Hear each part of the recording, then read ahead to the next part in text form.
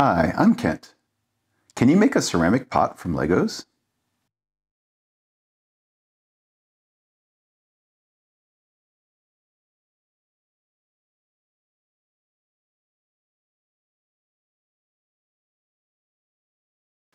In slip casting my pots, I need to make plaster molds. And I've tried several different ways to make those molds. Recently, I've been trying to make a 5-part mold. Unfortunately, last time I failed. So while I am redesigning those parts and going to print them again, I figured I wanted to try something a little bit simpler. Not everyone has a 3D printer or know how to use 3D modeling software. However, Legos are the gateway into making for many different people. I went and raided the Lego stash that's up in the attic. So maybe you can try this at home and go to the attic, garage, or basement and pull up those old Legos that aren't being used anymore. Or if they are being used, don't tell anyone. So the idea is we need a plaster mold, something like this. This mold I can pour slip into, let it set, pour out the excess slip, let it dry, and then out comes a pot like this. This is when it is bone dry. And then at that point I can treat it just like a normal pot, biscued, glaze it, and then fire it and turn it into a pot like this. I also made these pots. These are from previous videos and I actually turned these into candles. I started selling these, so if you're interested in buying one, go ahead and reach out. That's all great, but where do these molds come from? To this mold, I needed 2 different pieces. I needed an outside to hold the plaster and an inside to form the area where the pot is. This here is the outside, so it's got a 3D printed shell. There was another 3D printed shell on the inside. I then poured in some silicone, and likewise here is the inside piece of the mold. There's a shell on the inside and a shell on the outside. I could pour silicone in the middle, and the idea is the silicone here is actually the face of the pot. So that fits precisely in here. If I wanted to make another plaster mold, what I do is I would take these 2 pieces of the outside, I have these 2 pieces of the inside, I then suspend the inside pair over the outside pair and pour wet plaster in here. So there's a little bit of a gap. That gap winds up being exactly the mold. So pour in the plaster, I let it set, I then pop this out, and I have a brand new mold. So that's the idea. Let's see if we can do this out of Legos. So how do we create these molds? Well, I built this contraption out of a bunch of Legos, obviously. So it's kind of pot shaped, it kind of tapers down to the bottom. This will just be a 1-piece mold, similar to this one. So what I built out of Lego here is the plaster that I want. As I've talked about a few different times, the most important part of the mold is the one facing the pot. That's the one that actually creates the face of the pot. What I want to do is replace all the Lego here with plaster so I could pour slip into this, and then the face that's represented here would actually be the pot. This is the negative space of the pot. So I need to invert this. So the next step is to add silicone to the equation. I want a thin wall of silicone all around the inside of this. I could just fill this whole thing with silicone, but that's actually a lot of silicone. That'd be very expensive. So what I've also done is created this piece. So this is basically the exact same shape as my pot, only it's 1 brick smaller on all the sides that I can push in here. If you can see on camera, there's actually a 1 brick gap all the way around. Once the silicone is in there, I can then take everything apart. I can take this piece off and I can take the outside shell off. I would then wind up with a piece of silicone like this. So obviously this is a different shape. We'll pull it out, turn it over. I then can pour my plaster around the outside of this. This is deformable. So what I want to do is leave the support on the inside so that it doesn't deform as I pour the plaster.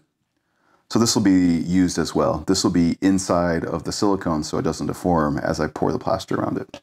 The silicone that I have is not viscous at all. It's actually very, very runny. And Lego are not known for being watertight.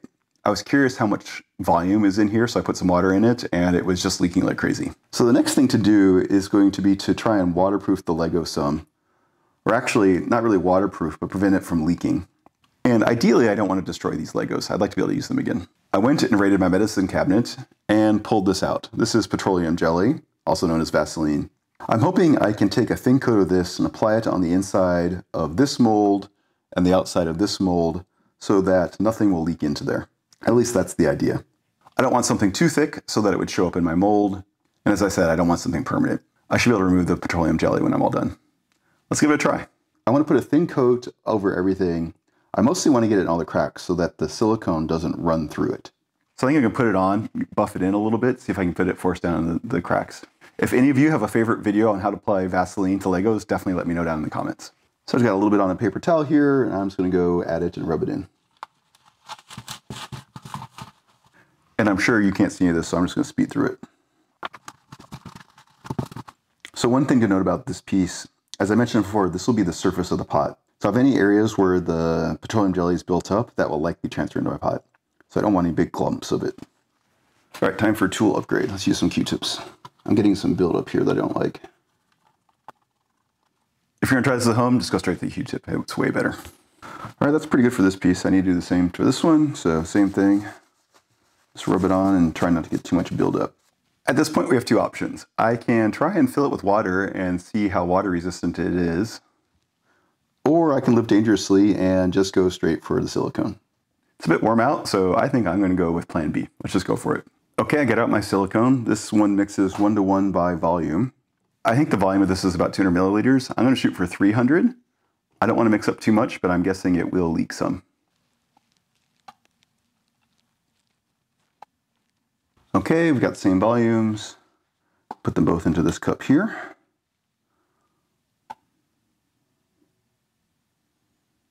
And we'll give that a good mix. And just to be sure, I'm gonna put this into a second cup and mix it again. So I have a tray here to contain any messes in case everything goes wrong. So that's the outside, and here's the inside.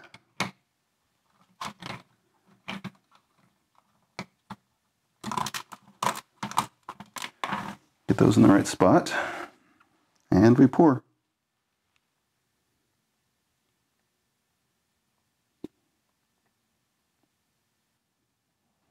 So it's possible air bubbles will get trapped in the bottom. So while it's part way here, and tilt it. Luckily, these air bubbles are on the inside part, not the part facing the pot. That's one of the advantages of pouring it this way.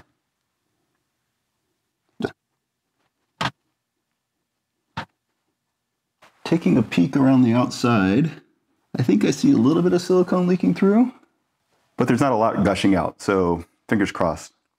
The silicone has an open time of like 4 to 6 hours, so it's gonna have plenty of time to run out. I'm gonna make sure to top this up just in case.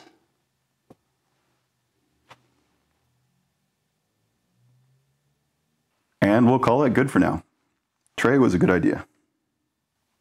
So now I have to wait. Any bets? Do we have a disaster or does it work? I don't know if you can see on camera, but there definitely has been some that's dripped down. Oh yeah, you can see here, it's really dripped down the sides. Not unexpected. At least it all didn't come out, that was my real concern. Because the silicone has leaked between the Lego pieces, I won't be able to demold the silicone directly. I'm actually gonna have to disassemble the Lego.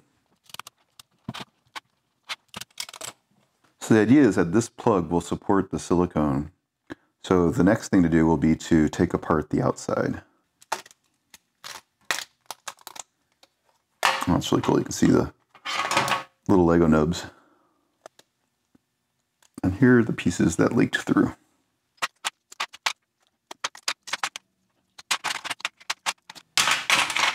All right, and there we go. And you can see the brick texture on the outside. So this is all flash that came through the Legos. And the Legos themselves will need some cleaning up, but I can do that later. So there are a few defects. This corner in particular, it looks like I had too much petroleum jelly and it built up and it transferred into the mold. So I think next time I want to be a little bit more careful with the application. However, I do think the petroleum jelly was a good idea. I had a lot more flash around the top here and I applied a lot less up here. But the cool thing is this is going to be the shape of my pot. The pot will actually end right here. So these bottom 1, 2, 3, 4, 5, 6 layers plus these 2 short ones will be the pot itself.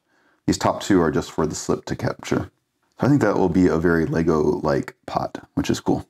Next up is to pour the plaster. So this is the shape of the pot. I want the negative of this to be the plaster. So I need to build a structure that I can pour plaster in and put this at the bottom of. So I have a board I'm going to build my mold on top of. And I've taken my silicone and set it upside down. I need to build a structure around the outside to contain the plaster. I've done this in a few different ways before. I could build it out of Lego. I've 3D printed these structures before. I recently had some IKEA furniture die, so I decided to build some cottle boards out of it. But first, I want to secure this down. I'm going to use this tape and tape it down. So these are just flat pieces. They have the IKEA laminate on the surface, so it should be very non-stick. Then took a piece of 2x4 and just screwed it on. Each of these will form one side of the mold. So the idea is you can take a couple and then a clamp, and that will be a corner. So let me put the others on.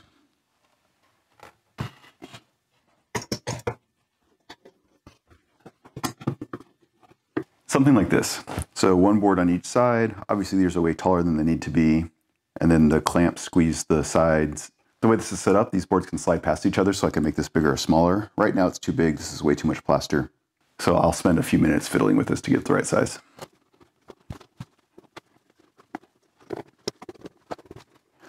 There we go. It's not very easy to see down in there, but I have my silicone mold, have it taped down, have the cotta boards all around. So next I am going to seal up all these edges. I think I'm going to use some clay and just push it into the corners so that the plaster won't leak out. I think I can do that off camera since it's pretty tight quarters. I went ahead and put clay down in there. If you can see, it's a little bit tricky. So I basically sealed all the seams. I put some extra on the outside as well to help hold this down. And while I was in there, I put in some mold release. So next up will be to mix up a batch of plaster, and then I want to fill this maybe an inch above the bottom of the silicone. It's going to go nice and easy. It's going to be hard from this height. Tap the silicone mold just a bit. And no leaks with the plaster so far. Knock on wood. All right, the plaster is well on its way to curing. It's time to demold.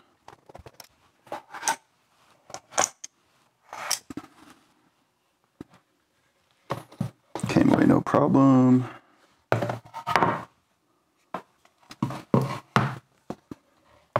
Awesome. Now this is stuck down with the tape, so let's see if I can get the tape to release.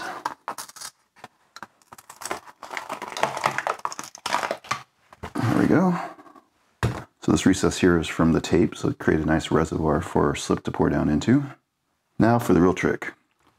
The whole reason we're using silicone at all is, can I pull this out of the plaster?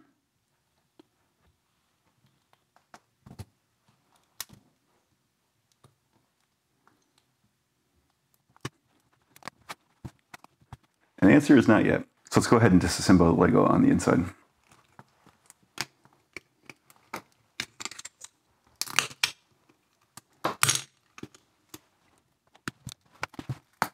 Here we go. Perfect. All right, so the top here got destroyed a little bit, but that's where the tape was. So that was just plaster leaking under the tape, but I was able to get the silicone out. It's also to keep this in place. So if I wanted to, I can now reuse this piece. I could build up the cotta boards again, put this back in just like before, and make another one of these. But while this mold is still damp, I'm going to clean up a little more. So I just used my putty knife and scraped off some of the edges so they're softer, and then used some coarse sandpaper to smooth it out some more. I went ahead and removed the top row of nubs from the Legos. This isn't actually going to be part of the pot. This is just where the slip sits, and it'll be easier to have that smooth to be able to trim it off. So we went from Legos to form this silicone piece, which is the shape of the pot that I want. I use that to then pour the plaster. I will be able to pour slip in here and pull out Lego-shaped pots. The mold has been drying for a couple of days. It's still a bit damp, but I think it is okay to try and cast a pot now. I have my slip all mixed up. Let's give it a try.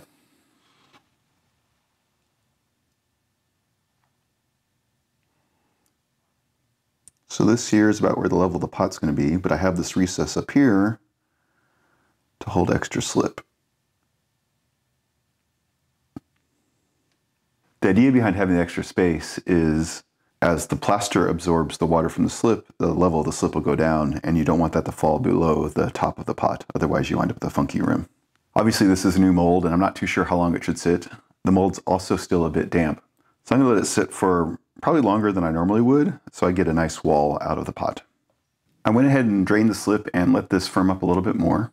I think it is ready to be trimmed.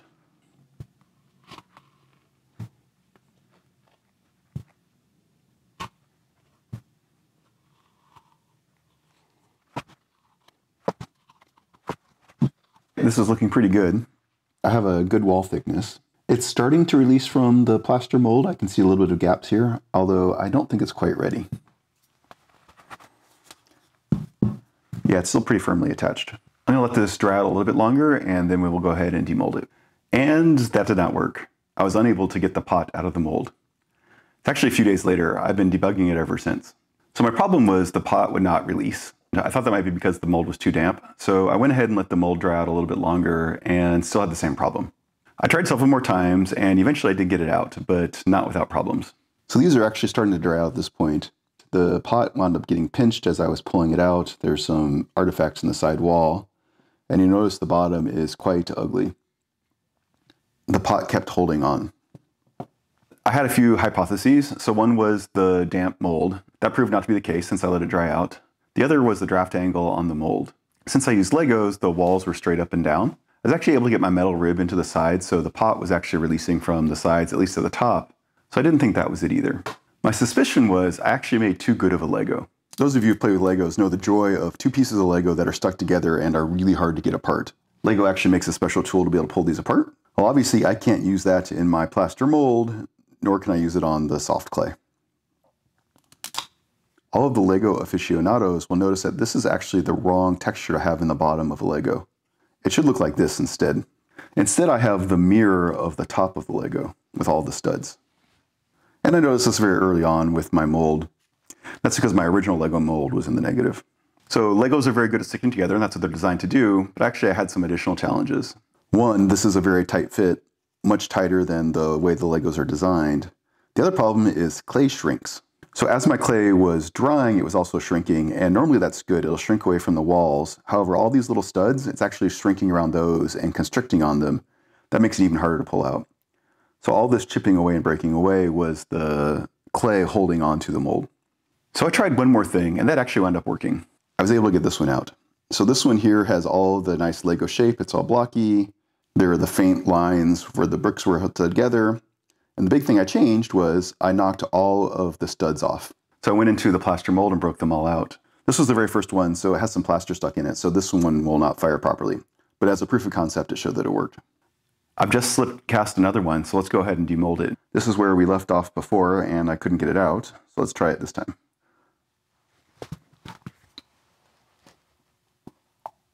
Oh yeah, no problem at all. So there's the slip cast part. You can see the fine Lego lines on the side from the bricks. And the bottom isn't all broken out like before. There's still some artifacts of the nubs. I wasn't able to get the bottom of the mold exactly flat. I'll show you that in a second. But I am happy with that. And here's what I did with the mold. So just like the top, I cleaned it up. I did the same at these different layers going down. This isn't really the best way to do it, but it worked for this one. What I want to do in the future is take the flat, smooth pieces and cover up any studs that are exposed. So it took a little bit more iteration than I was expecting, but I'm actually very happy with the results. I think I'll make a couple more of these and go ahead and show you what they look like fired. So here they are on the bisque fire. They turned out pretty well. I went ahead and sanded these now that they've been bisqued. I cleaned up the bottom surfaces from the mold where that was a little bit rough and knocked off the corners a little bit. I'm not sure if you can see it on camera, but the Lego lines are still faintly there. Off camera, I'll go ahead and glaze the insides, and we'll come back to glazing the outsides. All right, the inside of these are all glazed in clear. I think for one of them, I'm going to do the outside in clear as well. So we'll go ahead and dunk it in.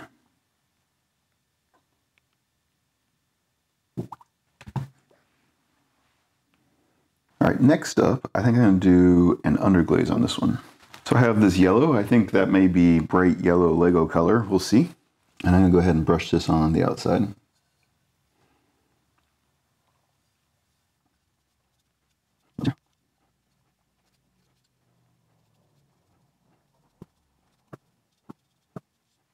All right, here's the yellow one, and I decided to go ahead and do the bottom with black. And for my last one here, I think I'm going to use this brown art glaze. I don't think this container is big enough for me to dip this though.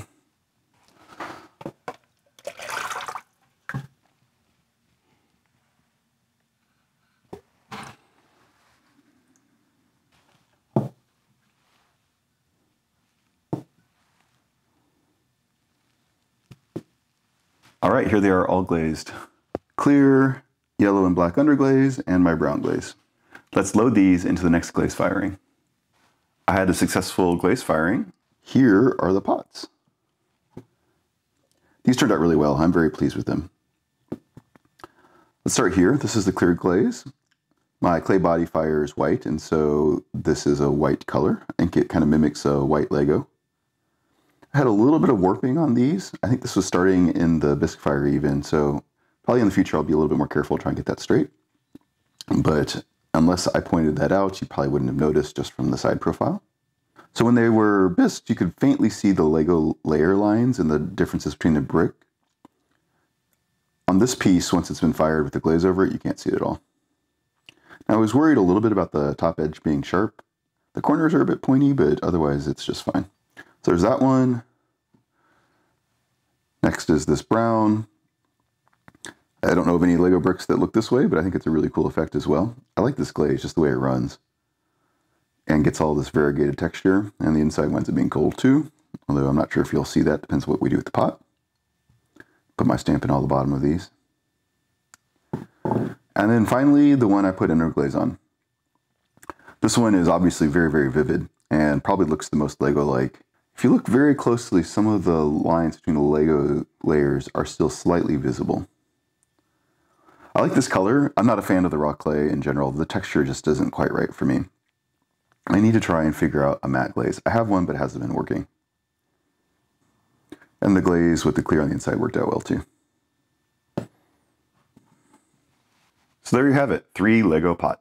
I think these are really cool, and one of the nice things is that the making of the molds is very accessible. You don't need too many skills, you just need to be able to snap together the Legos. So there's a few areas for improvement. One I've already touched upon, and that's the mold itself. It left all the tops of the Lego nubs, and so the pot wouldn't release, so I had to do that modification. I'm thinking about ways to make that better so it can release all by itself.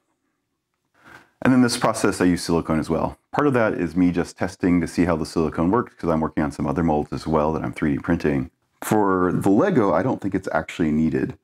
Since Legos can be disassembled, I'm not too worried about them getting stuck inside the plaster. So I think we can go ahead and make the plaster molds a more traditional way. I'm already thinking about making a bigger version of this and changing some of those problems I encountered, so look forward to that in a future video. If you have any questions or comments, let me know, and definitely let me know what you think about these Lego pots. Thanks.